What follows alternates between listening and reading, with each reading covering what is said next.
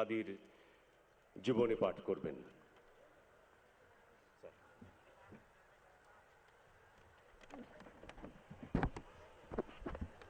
আসসালামু আলাইকুম ওয়া রাহমাতুল্লাহি ওয়া বারাকাতুহু। বিসমিল্লাহির রহমানির রহিম। কুল্লু মান আলাইহা ফান ওয়া ইয়াবকা ওয়াজহু রাব্বিকা যুল জালালি ওয়াল ইকরাম। কুল্লু নাফসিন যায়িকাতুল মাউত বাল আহইয়াউন ইনদা রাব্বিহিম ইরযাকুন। সম্মানিত মুসল্লিবৃন্দ, সম্মানিত সংগ্রামী জনতা, আজকে আমরা জুলাই বিপ্লবের সম্মুখ সারির যোদ্ধা বীর শহীদ শরীফ ওসমান হাদির নামাজে জানাজা আদায়ের জন্য সমবেত হয়েছি। তিনি শাহাদত বরণ করেছেন। আমরা আল্লাহর কাছে দোয়া করি আল্লাহ তাকে যেন শাহাদতের মর্যাদা দান করেন এবং তার জীবনের ত্রুটি বিচ্ছুতিগুলো আল্লাহ তাআলা মার্জনা করেন। আল্লাহ তার কবরকে জান্নাতুল ফেরদাউসের টুকরা বানিয়ে দেন এবং তিনি যে স্বপ্ন দেখেছিলেন আধিপত্যবাদ বিরোধী একটা ইনসাফ ভিত্তিক সমাজ যে প্রতিষ্ঠা করার স্বপ্ন দেখেছিলেন তার পূর্ণতা দেওয়ার জন্য দেশবাসীকে আপনি তৌফিক দান করুন। সারা বাংলাদেশ আজ কাঁদছে।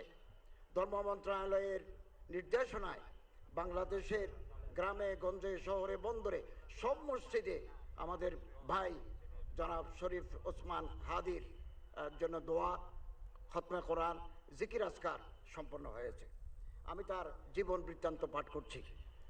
1993 সালের 30 জুন ঝালকাঠি জেলার নলছিটি উপজেলার জন্ম নেওয়া কবি শরীফ ওসমান হাদি বাংলাদেশের স্বাধীনতা ও সার্বভৌমত্বের প্রতীক হয়ে উঠেছেন। তার ক্ষুরদার যুক্তি, দেশপ্রেম, মানবিক মূল্যবোধ, দৃঢ়তা দিয়ে তিনি দেশকে ভালোবেসেছেন।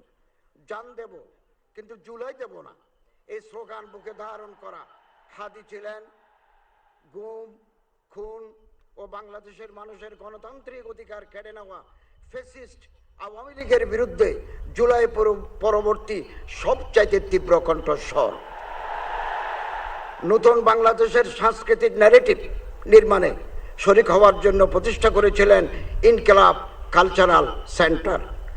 বাংলাদেশের সার্বভৌমত্ব বিরোধী খুনিরা 12ই ডিসেম্বর দুপুরে জুমার নামাজের পরপরই তাকে গুলি করে 18ই ডিসেম্বর 2025 রাতে সিঙ্গাপুর জেনারেল হাসপাতালে শাহাদত বরণ করেন বীর ওসমান হাদি। ওরা ওসমান হাদিকে নিশ্চিহ্ন করতে চেয়েছিল, আর ওসমান হাদি হয়ে উঠলেন আমাদের সবচেয়ে বড় প্রতীক স্বাধীনতা এবং সার্বভৌমত্বের। আল্লাহ তাআলা ওনার মাগফিরাত করুন এবং বেহেশতের অসংখ্য নাজ নিয়ামত দিয়ে আল্লাহ তাকে সম্মানিত করুন, আমিন।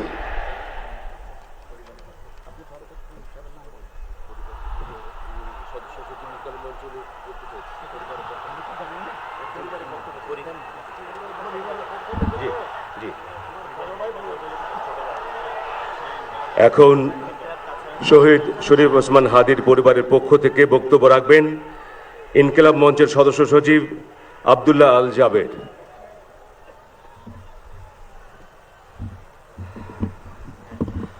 আসসালামু আলাইকুম। আমরা কি এখানে কান্নার জন্য এসেছি?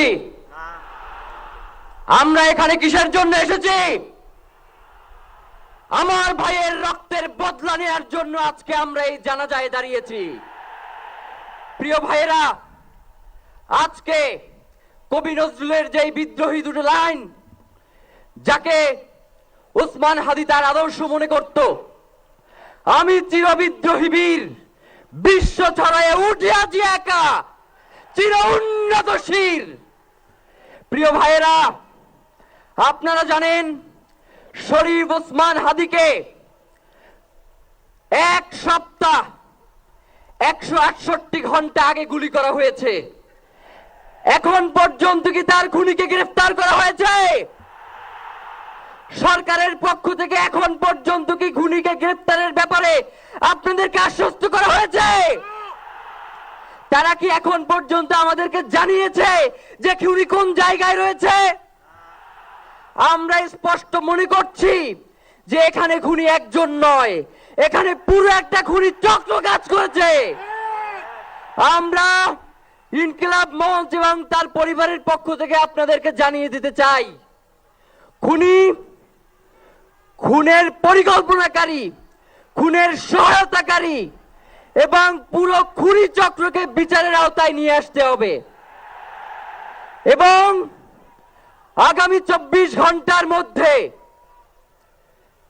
স্বরাষ্ট্র উপদেষ্টা এবং সহকারী উপদেষ্টা খুদাবক্স তাদেরকে জনতার সম্মুখে এসে তারা এই খুনের ব্যাপারে গত এক সপ্তাহ ধরে কি পদক্ষেপ নিয়েছে তা জনসম্মুখে জানাতে হবে।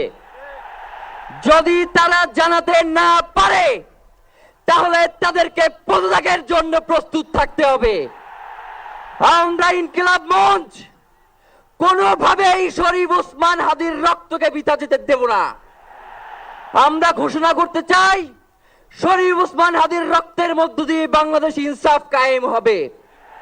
আপনাদেরকে তিনি বারংবার বলেছেন বাংলাদেশের স্বাধীনতা সার্বভৌমত্ব রক্ষা এবং ইনসাফের লড়াইয়ের জন্য আমাদেরকে যদি জীবন দিয়ে দিতে হয় আমরা জীবন দিয়ে দেব, তবু ইনসাফের লড়াই ছাড়বো না। সুতরাং প্রিয় বন্ধুগণ, আমাদেরকে ইনসাফের লড়াই লড়তেই হবে। আপনারা রাজি আছেন কিনা? এবং সেই সাথে আমরা আরো বলতে চাই সিভিল মিলিটারি ইন্টেলিজেন্সের মধ্যে ঘাপটি মেরে বসে থাকা আওয়ামী দোসরদেরকে চিহ্নিত করে গ্রেফতার করতে হবে। প্রিয় সংগ্রামী বন্ধুগণ, শরীফ ওসমান হাদির পরিবারকে জানানো হয় রাষ্ট্রের পক্ষ থেকে আপনাদেরকে যদি কোনো সুবিধা দরকার হয় আপনারা আমাদেরকে বলবেন। আমরা শরীফ ওসমান হাদির পরিবার থেকে রাষ্ট্রকে জানাতে চাই যদি এই রাষ্ট্রকে রক্ষা করতে শরীফ ওসমান হাদির পরিবারের 5 সদস্য তার ভাই এবং বোনদের যদি রক্ত লাগে তারা দেওয়ার জন্য প্রস্তুত রয়েছে। তবুও এই খুনিদেরকে চিহ্নিত করে বিচারের মুখোমুখি করতে হবে। আমরা আপনাদেরকে আরেকটা ঘোষণা দিয়ে আজকের বক্তব্য শেষ করতে চাই। ওসমান হাদির নিরাপত্তার জন্যই কোন জায়গা থেকে তার লাশ নিয়ে যাওয়া হবে আমরা জানি না। ওসমান হাদি ভাই কি মৃত? তিনি আমাদের লক্ষ কোটি তরুণের মধ্যে জীবিত রয়ে যাবেন ইনশাআল্লাহ। আপনাদেরকে জানিয়ে দিতে চাই কোনো ধরনের সহিংসতা ছাড়া আমরা যেহেতু ওসমান হাদির লাশকে আমরা জাতীয় কবি কাজী নজরুলের পাশে দাফন করার ব্যবস্থা করতেছি, আপনারা সবাই এই প্রোগ্রাম শেষে জনতা মিছিল নিয়ে শাহবাগে চলে যাবেন। আমরা ওখানে গিয়ে আপনাদের সাথে দাফনের পরে কথা বলবো। হয় বাংলাদেশের স্বাধীনতা সার্বভৌমত্ব থাকবে, বাংলাদেশের ইনসাফ কায়েম হবে, নয়তো আমরা বাংলাদেশের জন্য রক্ত দেওয়ার জন্য সবাই প্রস্তুত রয়েছি। এবং ইনকিলাব মঞ্চ ব্যতীত কারো কোনো প্রোপাগান্ডায় আপনারা কোনো ধরনের সহিংসতার পথ বেছে নেবেন না। আমরা ইনকিলাব মঞ্চের পক্ষ থেকে আপনাদেরকে জানাবো কখন কি ব্যবস্থা গ্রহণ করতে হবে। আপনাদের সকলকে, এই লক্ষ লক্ষ মানুষকে, আজকে শরীফ ওসমান হাদির জন্য যারা এসেছেন, শহীদ শরীফ ওসমান হাদি, তাকে আমরা সবাই দোয়া করব এবং তার যেই লড়াইয়ের পথ, তার যেই সাংস্কৃতিক আন্দোলন, তার যেই আধিপত্যবাদের বিরুদ্ধে লড়াই, আমরা সকলে সেটাকে একসাথে প্রতিহত করব। বাংলাদেশ জিন্দাবাদ, ইনকিলাব জিন্দাবাদ, নারায়ে তাকবীর, নারায়ে তাকবীর, দিল্লি না ঢাকা, দিল্লি না ঢাকা, গোলামি না আজাদি, ক্ষমতা না জনতা, আপোষ না সংগ্রাম, দিল্লি না ঢাকা। আমার ভাই কবরে, খুনি কেন বাহিরে, আমরা সবাই হাদি হব, গুলির মুখে কথা কব, আমরা সবাই হাদি হব। নারায়ে তাকবীর, ইনকিলাব ইনকিলাব, মুজিবাদ মুর্দাবাদ, ইনকিলাব জিন্দাবাদ।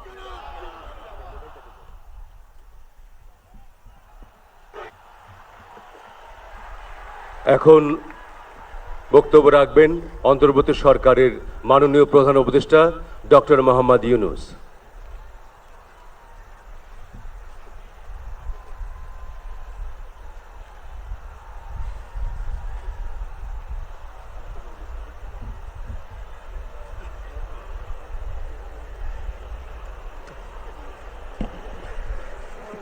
আসসালামু আলাইকুম।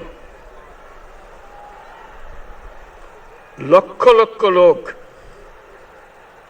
আজকে এখানে হাজির হয়েছে, পথে ঢেউয়ের মতো লোক আসছে। সারা বাংলাদেশ জুড়ে কোটি কোটি মানুষ আজকে এই মুহূর্তের জন্য অপেক্ষা করছে। তারা তাকিয়ে আছে হাদির কথা শোনার জন্য। আজকে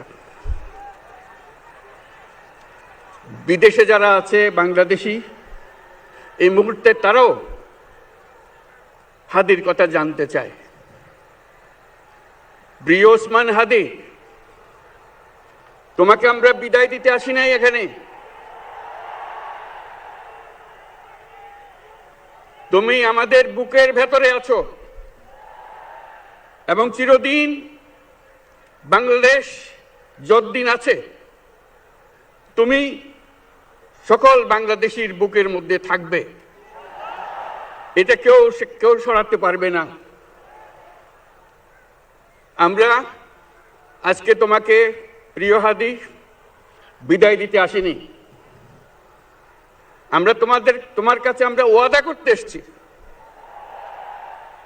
তুমি যা বলে গেছো সেটা যেন আমরা পূরণ করতে পারি, সেই ওয়াদা করার জন্য আমরা একত্র হয়েছি। সেই ওয়াদা শুধু আমরা নয়, পুরুষানুক্রমে বাংলাদেশের সব মানুষ পূরণ করবে। সেই ওয়াদা করার জন্যই আমরা তোমার কাছে আজকে এসেছি, সবাই মিলে যে যেখানে আছি। আমরা তোমার যে মানব প্রেম, তোমার যে ভঙ্গি, মানুষের সঙ্গে উঠা বসা, তোমার যে রাজনৈতিক দৃষ্টিভঙ্গি, সবাই প্রশংসা করছে।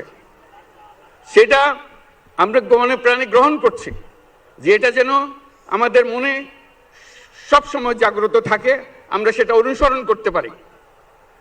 তুমি আমাদেরকে এমন এক মন্ত্র কানে দিয়ে গেছো, সেই মন্ত্র বাংলাদেশের কেউ কোনোদিন ভুলতে পারবে না এবং এই মন্ত্র চিরদিন আমাদের কানে বাঁচতে থাকবে। সেই মন্ত্র বাংলাদেশের বড় মন্ত্র হয়ে আমাদের জাতির সঙ্গে সংযুক্ত থাকবে। তোমার মন্ত্র ছিল চলো বলবীর চির উন্নত মমশির। এই উন্নত মমশিরের যে মন্ত্র তুমি দিয়ে গেছো, সেটা বাংলাদেশি সন্তানের জন্মলগ্ন থেকে যতদিন সে বেঁচে থাকবে নিজের কাছে বলবে চল বলবীর চির উন্নত মমশির, আমাদের শির কখনো নত হবে না। সেই মন্ত্র তুমি আমাদেরকে দিয়ে গেছো, আমাদের সব কাজে সেটা আমরা প্রমাণ করব। আমরা দুনিয়ার সামনে মাথা উঁচু করে চলবো, কারো কাছে মাথা নত করব না। সেই মন্ত্র তুমি আমাদেরকে দিয়ে গেছো, আমরা সেটা পূরণ করে যাব। প্রিয় হাদি, তুমি নির্বাচনে অংশগ্রহণ করতে চেয়েছিলে এবং সেই নির্বাচনে অংশগ্রহণ করতে গিয়ে নির্বাচন কিভাবে করতে হয় তারও একটা প্রক্রিয়া জানিয়ে গেছে আমাদেরকে। সেই প্রক্রিয়া যেন আমরা সবাই মিলে গ্রহণ করি, যে কিভাবে প্রচারণা কার্য চালাতে হয়, কিভাবে মানুষের কাছে যেতে হয়, কিভাবে মানুষকে কষ্ট না দিয়ে তার বক্তব্য প্রকাশ করতে হয়, কিভাবে বিনীতভাবে মানুষের কাছে আসতে হয়, সবকিছু তুমি শিক্ষা দিয়ে গেছো। আমরা এই শিক্ষা গ্রহণ করলাম, আমরা এই শিক্ষা চালু করতে চাই। আমরা সবাই আমাদের জীবনে আমাদের রাজনীতিকে এই পর্যায়ে নিয়ে আসতে চাই, যাতে হাদি আমাদের জীবনে স্পষ্টভাবে জাগ্রত থাকে। হাদি, তুমি হারিয়ে যাবে না, তুমি কোনোদিন কেউ তোমাকে ভুলতে পারবে না। তুমি যুগ যুগ ধরে আমাদের সঙ্গে থাকবে, আমাদেরকে তোমার মন্ত্র পুনঃ পুনঃ মনে করিয়ে দেবে, আমরা তোমাকে মনে করিয়ে দেব চলবীর উন্নত মমশির। আমরা সেই মন্ত্র নিয়ে আজকে সামনের পথে এগিয়ে যাব। তোমাকে আমাদের সবার পক্ষ থেকে তোমার সঙ্গে ওয়াদা করলাম, আজকে তোমাকে আল্লাহর হাতে আমানত রেখে গেলাম। আমরা সব সময় তোমার কথা স্মরণ রেখে জাতির অগ্রগতির পথে চলতে থাকব। ধন্যবাদ সবাইকে।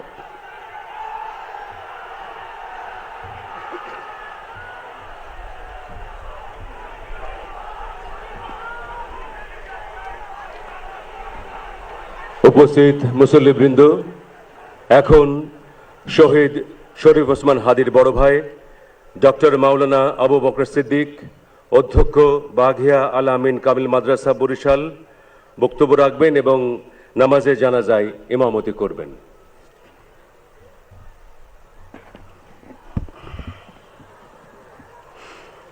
السلام عليكم ورحمة الله وبركاته.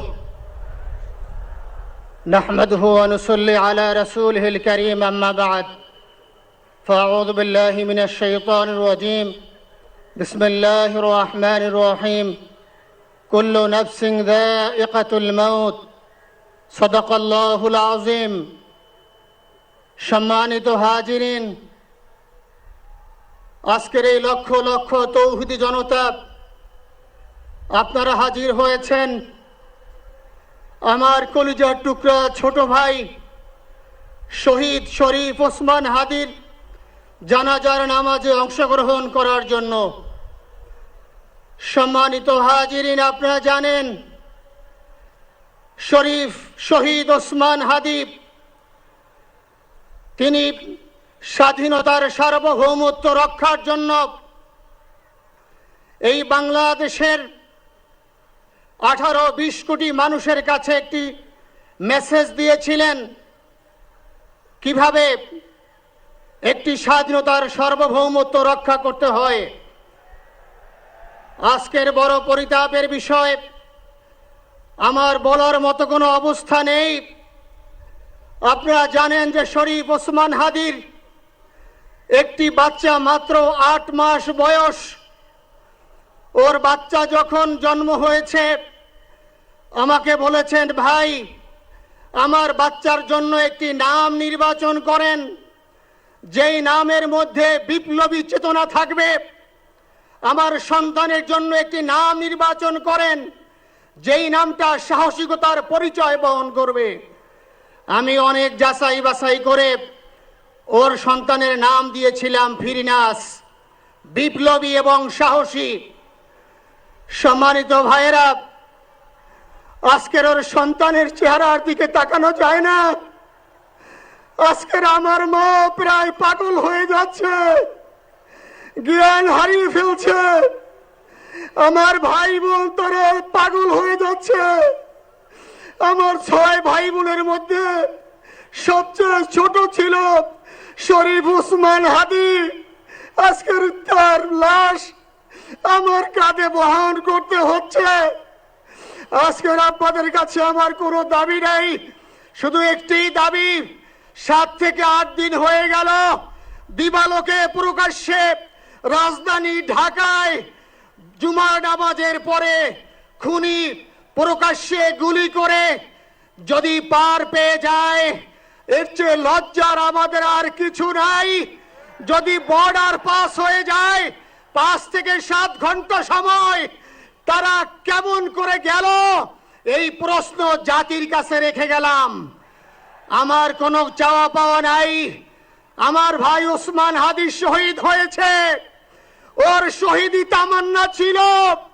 আপনারা ওর বক্তব্য শুনেছেন, আপনারা শহীদ ওসমান হাদির টক শো শুনেছেন। ও সব সময় শহীদি তামান্না করত।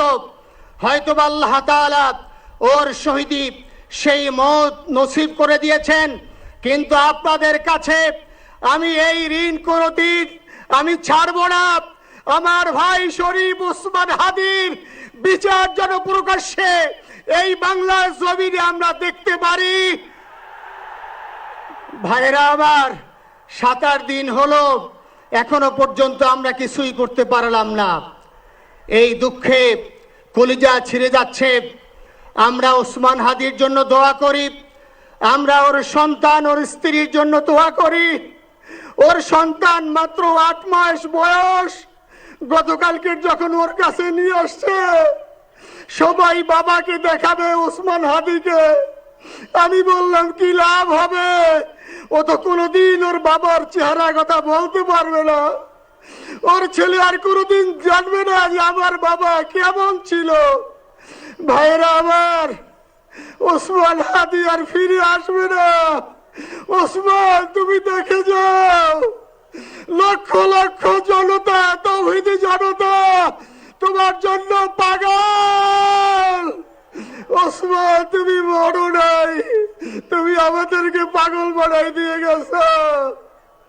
আল্লাহর কাছে আমরা সবাই দোয়া করি, আল্লাহ যেন আমার ভাই শহীদ শরীফ ওসমান হাদিকে জান্নাতুল ফিরদাউসের মেহমান হিসেবে কবুল করেন। আল্লাহ তাআলার কাছে দোয়া করছি, আয় আল্লাহ তাআলা, আমরা যারা বেঁচে আছি ঈমানের সাথে স্বাধীনতার সার্বভৌমত্ব রক্ষা করে তৌহিদের দ্বীপ বাংলাদেশকে যেন আমরা রক্ষা করতে পারি, সেই তৌফিক আল্লাহ তাআলা আমাদের নসিব করুন। আপনাদের সবার কাছে দোয়া চাচ্ছি। আমার মেজো ভাই ওমর ফারুক সাথে ছিল, ওর জন্য আপনারা দোয়া করবেন। আমার ছোট বোন মাসুমা অ্যাবনর্মাল হয়ে গেছে, তাকে চিকিৎসা করাচ্ছি, ডাক্তাররা বলছে অনেক বেশি সমস্যা। আমাদের পরিবারের জন্য একটু দোয়া করবেন। আমাদের আর কোনো চাওয়া পাওয়া নাই। শরীফ ওসমান হাদি, তুমি বেঁচে থাকো, আমরা ওর জন্য দোয়া করি। আল্লাহ তাআলা শরীফ ওসমান হাদিকে জান্নাতের সর্বোচ্চ মাকাম নসিব করুন, আমিন। আসসালামু আলাইকুম ওয়া রাহমাতুল্লাহি ওয়া বারাকাতুহু। জানাজার নামাজ শুরু হইতেছে। 4 তাকবীরের ফরজে কিফায়া জানাজার নামাজ আমরা আদায় করব।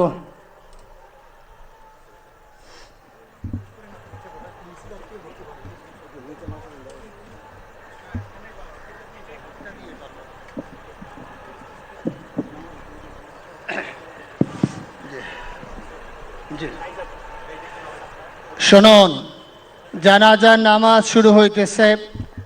4 তাকবীরের সাথে ফরজে কিফায়া জানাজার নামাজ কেবলামুখী হয়ে ইমামের পিছনে আদায় করতেছি। আল্লাহু আকবার। এভাবে আমরা নিয়াত করে নেব। যারা আরবিতে নিয়াত পারি তারা আরবিতে করব, যারা আরবিতে পারবো না তারা বাংলা এভাবে বলে নেব। 4 তাকবীরের প্রথম তাকবীরের পরে আমরা সানা পড়ব। নামাজের মধ্যে যেই সানা পড়ি এভাবেই সুবহানাকা আল্লাহুম্মা বিহামদিকা ওয়া তাবারাকা ইসমুকা ওয়া তাআলা জাদ্দুকা ওয়া জাল্লা সানাউকা ওয়া লা ইলাহা গায়রুক। দ্বিতীয় তাকবীরের পরে আমরা দুরূদ শরীফ পড়ব। তৃতীয় তাকবীরের পরে একটি দোয়া আছে, আল্লাহুম্মা গফির লিহাইয়িনা ওয়া মাইয়িতিনা, এই দোয়াটি আমরা পড়ব। চতুর্থ তাকবীরের পরে আমরা সালাম ফিরায়ে আমরা নামাজ শেষ করব। জানাজার নামাজ শুরু হচ্ছে।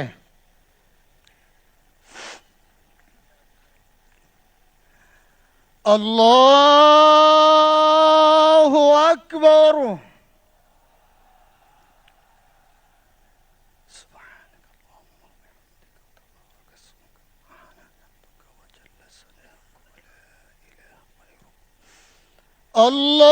আল্লাহু আকবার।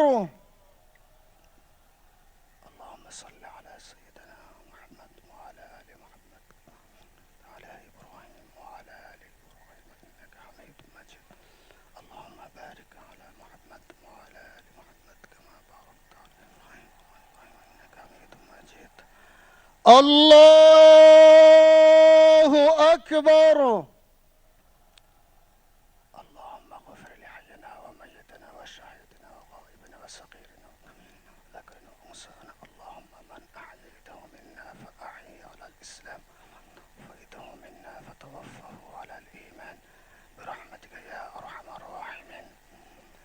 الله أكبر.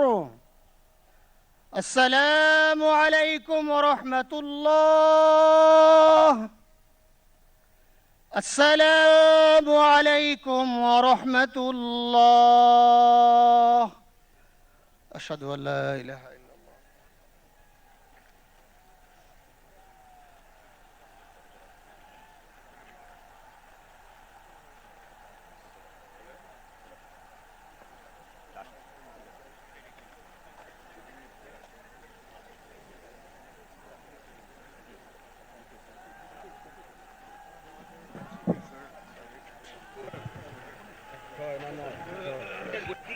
হ্যালো, উপস্থিত সম্মানিত মুসল্লিবৃন্দ, এখন নামাজে জানাজা শেষে ঢাকা বিশ্ববিদ্যালয়ের কেন্দ্রীয় মসজিদ প্রাঙ্গণে জাতীয় কবি কাজী নজরুল ইসলামের কবরের পাশেই শহীদ শরীফ ওসমান হাদিকে দাফন করার উদ্দেশ্যে রওনা হবে। কফিনবাহী গাড়িকে যাবার পথ করে দিতে সহযোগিতা করার জন্য আপনাদের বিনীতভাবে অনুরোধ জানাচ্ছি। শহীদ হাদির কফিন বহনকারী গাড়ি না যাওয়া পর্যন্ত আপনারা সবাই নিজ নিজ জায়গায় অনুগ্রহপূর্বক অবস্থান করবেন। আপনাদের কাছে এই বিনীত অনুরোধ রইল।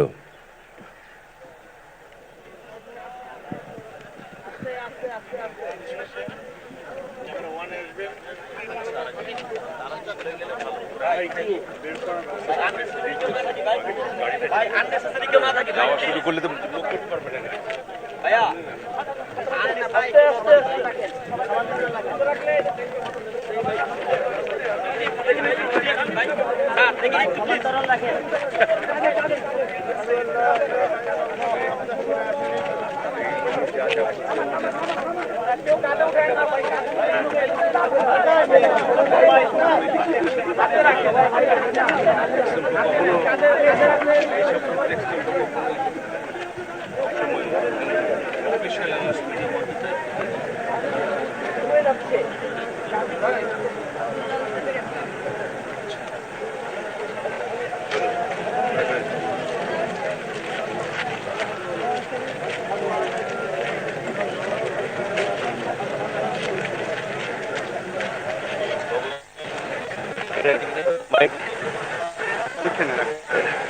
মাইক কাদের? হ্যাঁ আপনার? আচ্ছা ঠিক আছে।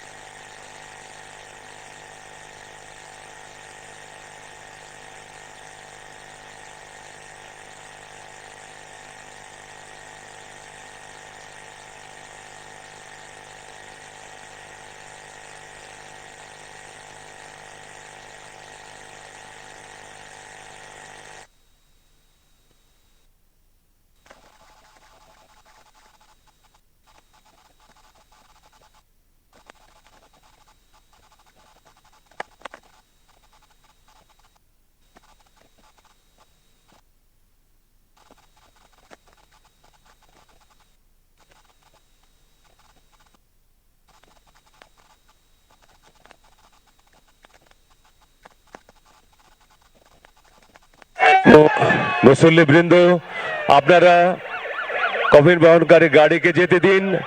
আপনারা অনুগ্রহ করে নিজ নিজ জায়গায় থাকুন, মাঠের ভেতরে আসবেন না। আপনারা যার যার জায়গায় অবস্থান করুন। কফিন বহনকারী গাড়িকে ঢাকা বিশ্ববিদ্যালয়ের মসজিদ প্রাঙ্গণে, যেখানে তাকে দাফন করা হবে, সেখানে যেতে দিন। গাড়িটি যাওয়ার ব্যাপারে সহযোগিতা করার জন্য আপনাদের বিনীতভাবে অনুরোধ জানাচ্ছি, আপনারা গাড়ির কাছাকাছি আসবেন না।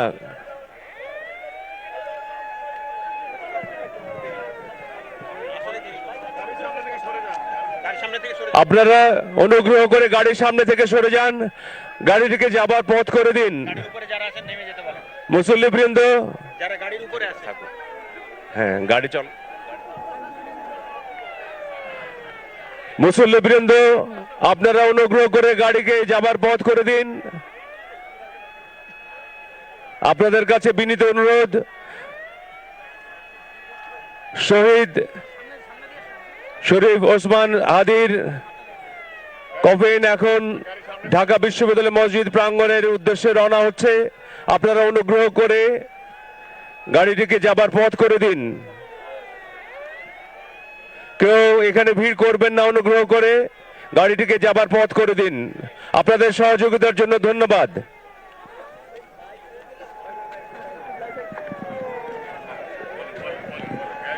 গাড়ির সামনে থেকে সরে যান, গাড়িটা চলতে পারছে না তো। আপনারা সহযোগিতা করুন, গাড়ির সামনে থেকে সরে যান। অনুগ্রহ করে আপনারা গাড়িটিকে যেতে দিন।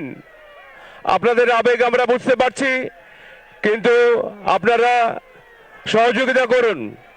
কেউ বিশৃঙ্খল করবেন না, গাড়িটিকে যেতে দিন। আপনাদের সহযোগিতার জন্য ধন্যবাদ।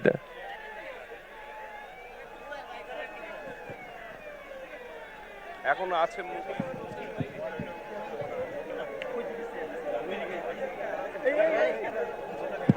গাড়ির সামনে থেকে সরে যান। মুসল্লিবৃন্দ, আপনারা সামনে থেকে সরে যান। কেউ গাড়ির আশপাশে ভিড় করবেন না, অনুগ্রহ করে কেউ গাড়ির আশপাশে ভিড় করবেন না।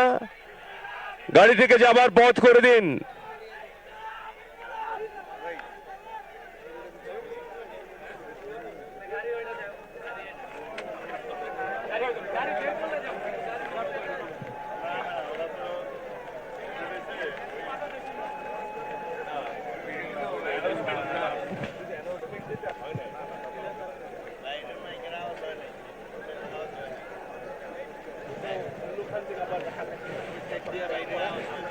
আমাদের আনফোর্সমেন্ট চলে যাওয়ার পরে হ্যাঁ। পাবলিক আর পিছে থেকে ধরে নেয়, আমি সামনে ছিলাম অনেকটা। ও ওইটা বোধহয় একটু এখনো মাইকের এরিয়ার মধ্যে আছে তো, এখন একটু বলেন যে গাড়ির সামনে থেকে সরে যান। এটা তো আমার টেকনিক্যাল বিষয়, আমি বলতে পারছি না। গাড়ির সামনে থেকে সরে যান, গাড়িটাকে গাড়ির সামনে থেকে চলে সম্মানিত উপস্থিতি, আপনাদের সহযোগিতা আমরা কামনা করছি। গাড়ির সামনে থেকে আপনারা সরে গেলে আপনাদের প্রিয় হাদি ভাই আরো সামনে এগিয়ে যেতে পারবে। সম্মানিত উপস্থিতি, আপনাদের সহযোগিতা আমরা একান্তভাবে কামনা করছি।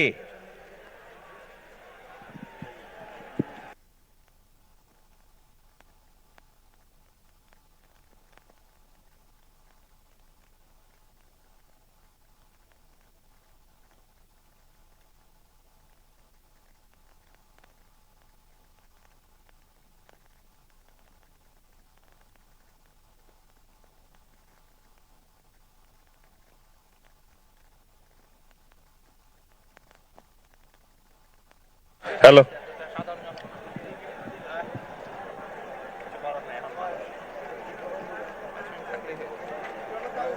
ওই যে এখন ওখানে এখন এগুলো ওই মিছিল বাদ দিয়ে এখন ওই দিকে উঠে গেছে।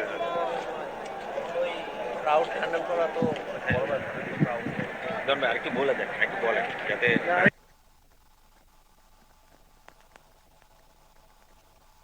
মুসল্লিবৃন্দ, গাড়ির সামনে গাড়িটাকে জায়গা করে দেন। আপনারা গাড়িটিকে যাওয়ার পথ করে দিন। আপনাদের সহযোগিতা চাইছি।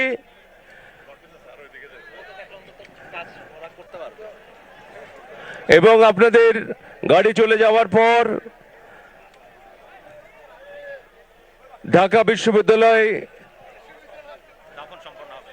কেন্দ্রীয় মসজিদ প্রাঙ্গণে যাবার জন্য অনুরোধ জানাচ্ছি। গাড়িটা যাওয়ার পর আপনারা এখন অনুগ্রহ করে আপনাদের নিজ নিজ জায়গায় অবস্থান করুন, গাড়িটিকে যাবার পথ করে দিন। আপনাদের সহযোগিতা একান্তভাবে কামনা করছি।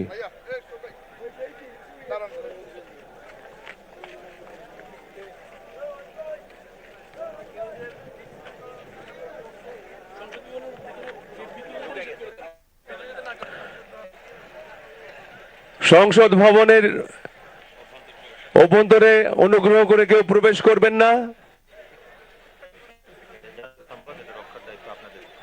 এটি জাতীয় সম্পদ, এটি রক্ষার দায়িত্ব আপনাদের। কেউ বিশৃঙ্খল করবেন না। এখন শহীদ শরীফ ওসমান হাদির কফিন, তাকে শহীদকে দাফন করার উদ্দেশ্যে এখন তার কফিন বহনকারী গাড়ি ঢাকা বিশ্ববিদ্যালয় কেন্দ্রীয় মসজিদ প্রাঙ্গণের দিকে এগিয়ে যাচ্ছে। আপনারা গাড়ির আশপাশে ভিড় করবেন না, গাড়িটিকে সুষ্ঠুভাবে যাবার পথ করে দিন। আপনাদের সহযোগিতা অসংখ্য ধন্যবাদ। আপনারা শান্ত এবং ধৈর্য ধারণ করুন। অসংখ্য ধন্যবাদ।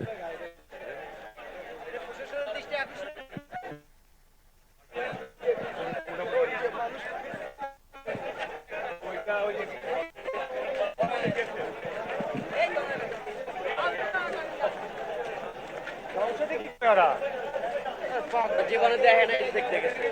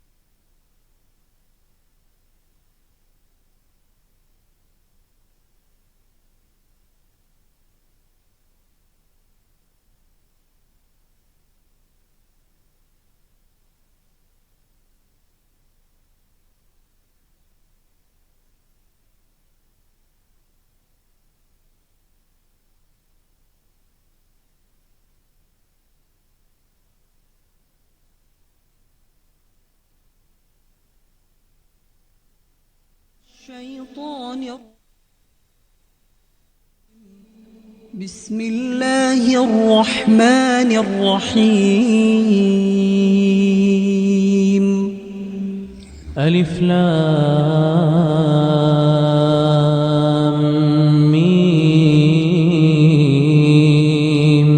ذلك الكتاب لا ريب فيه هدى للمتقين الذين يؤمنون بالغيب ويقيمون الصلاة ومما رزقناهم ينفقون والذين يؤمنون بما أنزل إليك وما أنزل من قبلك وبالآخرة هم يوقنون أولئك على هدى من ربهم وأولئك هم المفلحون إن الذين كفروا سواء عليهم أأنذرتهم أم لم تنذرهم لا يؤمنون ختم الله على قلوبهم وعلى سمعهم وعلى أبصارهم غشاوة ولهم عذاب عظيم ومن الناس من يقول آمنا بالله وباليوم الآخر وما هم بمؤمنين يخادعون الله والذين آمنوا وما يخدعون إلا أنفسهم وما يشعرون في قلوبهم مرض فزادهم الله مرضا ولهم عذاب أليم بما كانوا يكذبون وإذا قيل لهم لا تفسدوا في الأرض قالوا إنما نحن مصلحون ألا إنهم هم المفسدون ولكن لا يشعرون وإذا قيل لهم آمنوا كما آمن الناس قالوا أنؤمن كما آمن السفهاء ألا إنهم هم السفهاء ولكن لا يعلمون وإذا لقوا الذين آمنوا قالوا آمنا وإذا خلوا إلى شياطينهم قالوا إنا معكم إنما نحن مستهزئون الله يستهزئ بهم ويمدهم في طغيانهم يعمهون أولئك الذين اشتروا الضلالة بالهدى فما ربحت تجارتهم وما كانوا مهتدين مثلهم كمثل الذي استوقد نارا فلما أضاءت ما حوله ذهب الله بنورهم وتركهم في ظلمات لا يبصرون صم بكم عمي فهم لا يرجعون أو كصيب من السماء فيه ظلمات ورعد وبرق يجعلون أصابعهم في آذانهم من الصواعق حذر الموت والله محيط بالكافرين يكاد البرق يخطف أبصارهم كلما أضاء لهم مشوا فيه وإذا أظلم عليهم قاموا ولو شاء الله لذهب بسمعهم وأبصارهم إن الله على كل شيء قدير يا أيها الناس اعبدوا ربكم الذي خلقكم والذين من قبلكم لعلكم تتقون الذي جعل لكم الأرض فراشا والسماء بناء وأنزل من السماء ماء فأخرج به من الثمرات رزقا لكم فلا تجعلوا لله أندادا وأنتم تعلمون وإن كنتم في ريب مما نزلنا على عبدنا فأتوا بسورة من مثله وادعوا شهداءكم من دون الله إن كنتم صادقين فإن لم تفعلوا ولن تفعلوا فاتقوا النار التي وقودها الناس والحجارة أعدت للكافرين وبشر الذين آمنوا وعملوا الصالحات أن لهم جنات تجري من تحتها الأنهار كلما رزقوا منها من ثمرة رزقا قالوا هذا الذي رزقنا من قبل وأتوا به متشابها ولهم فيها أزواج مطهرة وهم فيها خالدون إن الله لا يستحيي أن يضرب مثلا ما بعوضة فما فوقها فأما الذين آمنوا فيعلمون أنه الحق من ربهم وأما الذين كفروا فيقولون ماذا أراد الله بهذا مثلا يضل به كثيرا ويهدي به كثيرا وما يضل به إلا الفاسقين الذين ينقضون عهد الله من بعد ميثاقه ويقطعون ما أمر الله به أن يوصل ويفسدون في الأرض أولئك هم الخاسرون كيف تكفرون بالله وكنتم أمواتا فأحياكم ثم يميتكم ثم يحييكم ثم إليه ترجعون هو الذي خلق لكم ما في الأرض جميعا ثم استوى إلى السماء فسواهن 7 سماوات وهو بكل شيء عليم وإذ قال ربك للملائكة إني جاعل في الأرض خليفة قالوا أتجعل فيها من يفسد فيها ويسفك الدماء ونحن نسبح بحمدك ونقدس لك قال إني أعلم ما لا تعلمون وعلم آدم الأسماء كلها ثم عرضهم على الملائكة فقال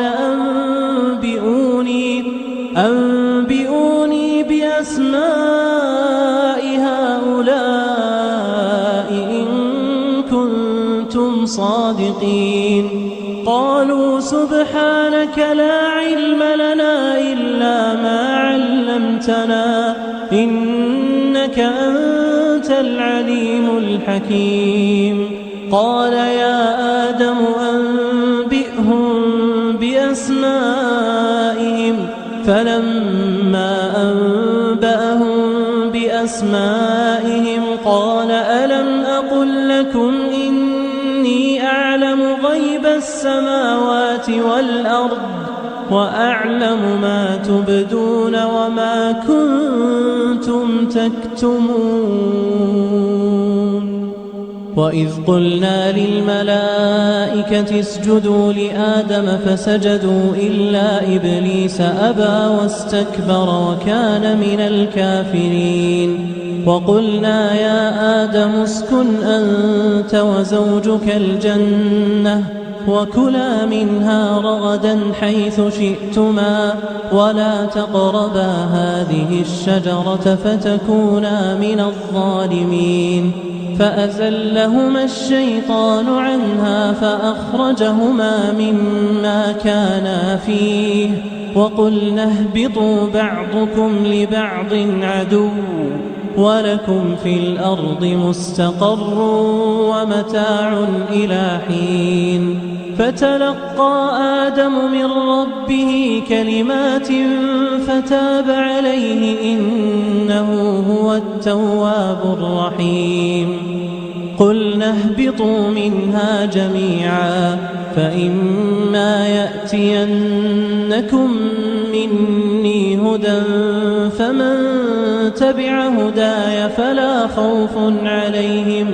فلا خوف عليهم ولا هم يحزنون والذين كفروا وكذبوا بآياتنا أولئك أصحاب النار هم فيها خالدون يا بني إسرائيل اذكروا نعمتي التي أنعمت عليكم وأوفوا بعهدي أوف بعهدكم وإياي فارهبون وآمنوا بما أنزلت مصدقا لما معكم ولا تكونوا أول كافر به ولا تشتروا بآياتي ثمنا قليلا وإياي فاتقون ولا تلبسوا الحق بالباطل وتكتموا الحق وأنتم تعلمون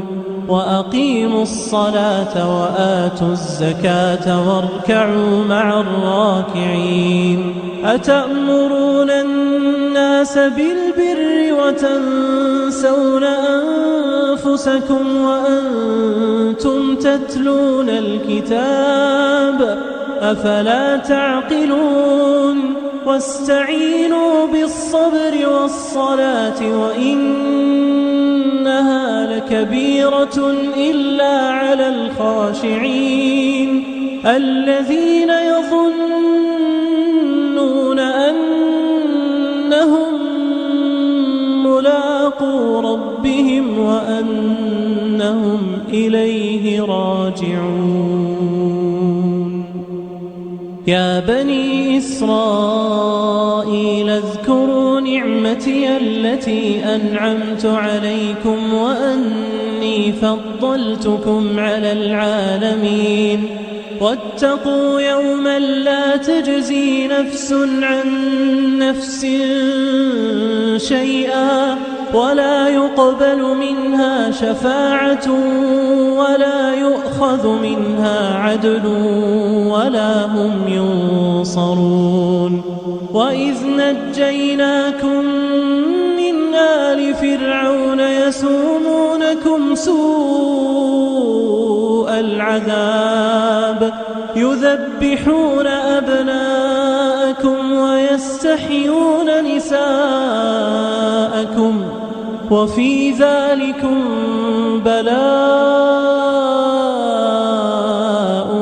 من ربكم عظيم وإذ فرقنا بكم البحر فأنجيناكم وأغرقنا آل فرعون وأنتم تنظرون وإذ واعدنا موسى 40 ليلة ثم اتخذتم العجل من بعده وأنتم ظالمون ثم عفونا عنكم من بعد ذلك لعلكم تشكرون وإذ آتينا موسى الكتاب والفرقان لعلكم تهتدون وإذ قال موسى لقومه يا قوم إنكم ظلمتم أنفسكم باتخاذكم العجل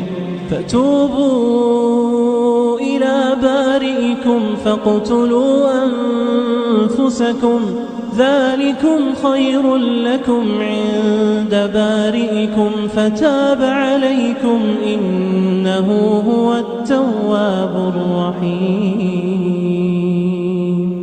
وإذ قلتم يا موسى لن نؤمن لك حتى نرى الله جهرة فأخذتكم الصاعقة وأنتم تنظرون ثم بعثناكم من بعد موتكم لعلكم تشكرون وظللنا عليكم الغمام وأنزلنا عليكم المن والسلوى كلوا من طيبات ما رزقناكم وما ظلمونا ولكن كانوا أنفسهم يظلمون وإذ قلنا ادخلوا هذه القرية فكلوا منها حيث شئتم رغدا وادخلوا الباب سجدا وقولوا حطة نغفر لكم خطاياكم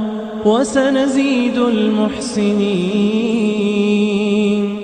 فبدل الذين ظلموا قولا غير الذي قيل لهم فأنزلنا على الذين ظلموا رجزا من السماء بما كانوا يفسقون وإذ استسقى موسى لقومه فقلنا اضرب بعصاك الحجر فانفجرت منه 12 عينا قد علم كل أناس مشربهم كلوا واشربوا من رزق الله ولا تعثوا في الأرض مفسدين وإذ قلتم يا موسى لن نصبر على طعام واحد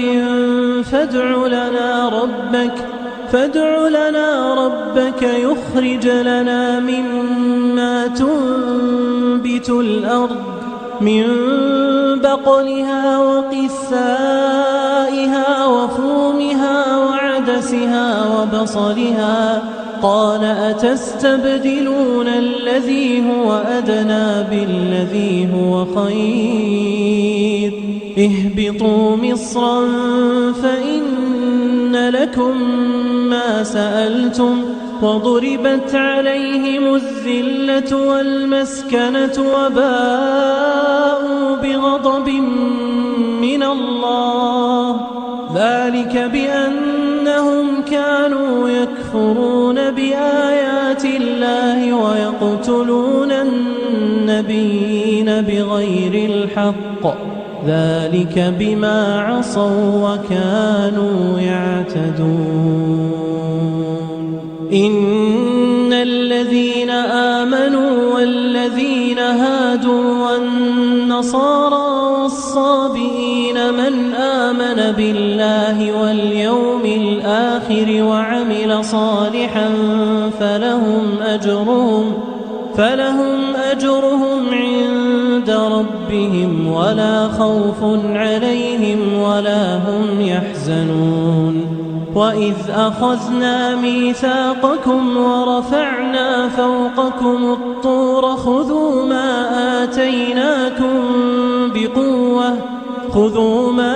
آتيناكم بقوة واذكروا ما فيه لعلكم تتقون ثم توليتم من بعد ذلك فلولا فضل الله عليكم ورحمته لكنتم من الخاسرين ولقد علمتم الذين اعتدوا منكم في السبت فقلنا لهم كونوا قردة خاسئين فجعلناها نكالا لما بين يديها وما خلفها وموعظة للمتقين وإذ قال موسى لقومه إن الله يأمركم أن تذبحوا بقرة قالوا أتتخذنا هزوا قال أعوذ بالله أن أكون من الجاهلين قالوا ادع لنا ربك يبين لنا ما هي قال إنه يقول إنها بقرة لا فارض ولا بكر عوان بين ذلك فافعلوا ما تؤمرون قالوا ادع لنا ربك يبين لنا ما لونها قال إنه يقول إنها بقرة صفراء فاقع لونها تسر الناظرين قالوا ادع لنا ربك يبين لنا ما هي إن البقرة تشابه علينا وإنا إن شاء